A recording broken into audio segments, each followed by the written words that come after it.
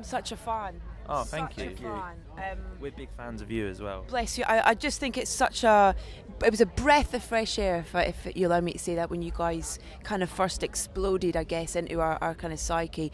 But how long a lot of people might be hearing you guys for the first time for us on Virgin Radio. But how long have you guys been making music, first of all, is the one thing we want to know.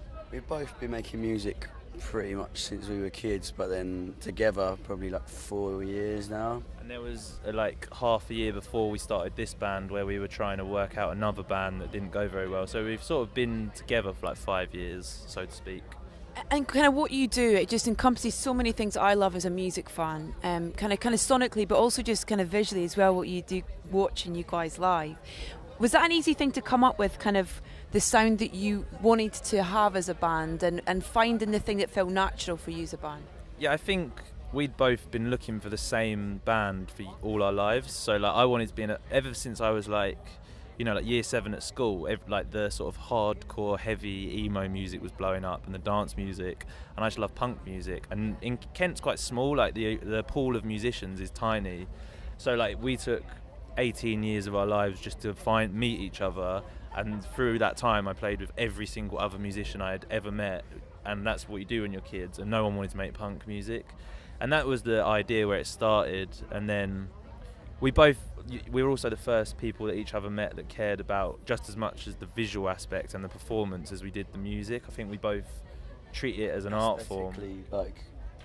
We wanted it to be aesthetically pleasing as well, and like to look good and like be the full package. We didn't intend to be a two-piece either. It was really, that was almost by mistake. Like Laurie said, there's quite a small pool of musicians where we come from, and when we were trying to form this band, we wanted to start a full band, but everyone thought we were crazy, and everyone wanted to make like indie music or be a DJ.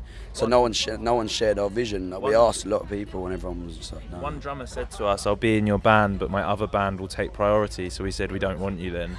And then on the day he said that, I took my drums around to Isaac's house and like just set them up like that, because Isaac couldn't play drums, and I just said, keep a beat with that. So we called it steering wheel drumming, where you sort of, like you tap along in the car. Yeah. And you get some really like, we've been around some incredible drummers, and they walk up to his drum kit and they're completely like floored. They don't know what to do. So it's like, it was just 50% hard work and 50% luck. I think that's exactly how we stumbled. The first thing we ever said to each other was, we'll never be able to play on a stage, but we'll have fun. And we thought how wrong you were, though. In fact, you'd never be able to play on a stage. Be like that token like pub floor show band. It was so scrappy. We were like well up for that, like, but yeah, and then it did well. We've been trying to make it since we were like 12, and then when we got to 18, we went, we're never going to make it, so let's just have fun, and that's when it happened. Shoulders dropped, and it kind of happened.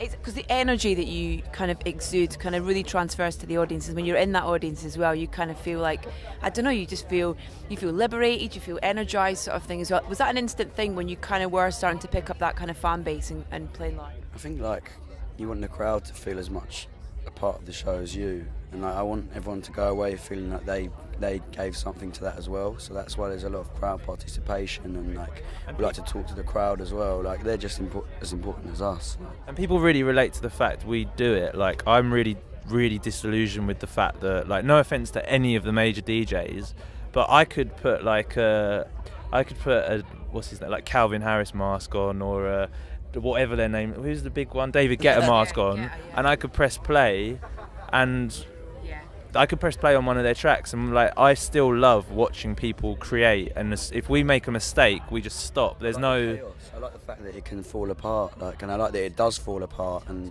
you have to pick up the pieces. I don't like it when it's perfect. And when imperfections are a wonderful, wonderful thing. Definitely. Sometimes some stuff's got to get really bad for good things to seem good.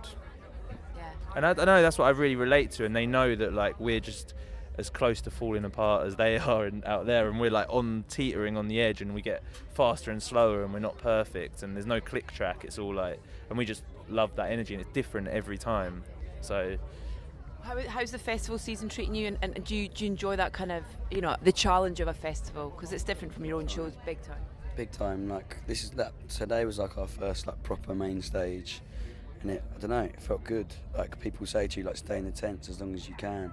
And we love playing the tents. The tents are well fun, but we like the challenge of like a big stage and like a big crowd. And The tents can get full up, whereas a main stage can't, and I like that idea. If you're good enough, there's always room for more people to join in. Whereas, like, I remember walking past Fatboy Slim in King Tut's last year, and they'd like put a cordon of security guards around because it was so full, and it's like he should have been on the main stage, but they keep it in the tent because it looks cool. But I don't know, like, music's for the people, isn't it? Yeah. What I love as well about you is you never seem to stop. You know, you might be in the middle of a tour and then it's like we're in between albums, but then suddenly you drop something. For us as fans, you know, there's kind of, it feels like there's a constant feed to your fans for music or whatever it is you're doing, whether it's... I think like just writing and being creative is just really ingrained in us. So like whatever we're doing, whether we're like washing the dishes or like just walking down the road, with like our brains are just always going, like.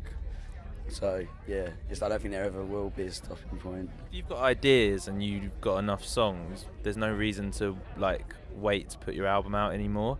It's not the same as it used to be, and like we don't have the luxury of just like getting a #1 single and being able to relax, because like we love making music, and as soon we just recorded our new album, and by the time it comes out, we'll be ready to do the next one, because for you've been writing those songs for a year, and they start becoming not irrelevant, but they start losing their relevance. So we're constantly... You want to keep up with yourself in a way, and I don't know, we already want to get... We've just finished our album, like the artwork's being sorted now, but we already want studio time for our next one. Amazing. What can you tell us about the new album? It's my favourite one we've done. It's got something for everyone. I like saying this, but I'll probably get in trouble. Our label were like, it's too heavy, it probably won't sell very much, which I like, because I like being in the underdog. Hard to market. I really do genuinely believe that the world just wants real music back.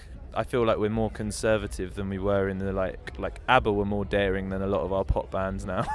And now tell me about this exhibition that's opening is it in Edinburgh this week? Yeah, I'm doing art painting exhibition in Stockbridge. It's called the Flowerbook Gallery, from the 4th till the 17th of August, and yeah, it's like my first proper gallery exhibition of my paintings.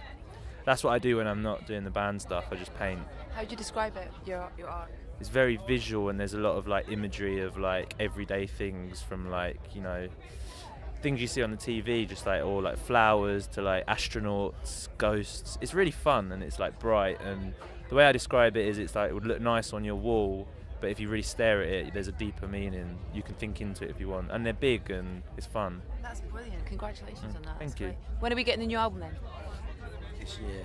Come on, there's another 6 months left of the year. Any more? We've got someone Christmas? over your shoulder looking like, please don't say anything. I can feel the daggers in my back. It's like that. We'll have it for Christmas. Can we say that?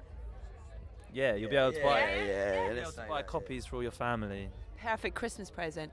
Yeah. Listen, it's a real honour to finally get the chance to meet you. Oh, the honour is all ours. Keep doing what you do and really kind of pushing it, and also opening doors for kids as well, who kind of want to come through and feel like they can have a voice, but also be unique and be themselves. If you're not inspiring what you're doing, like, that's it.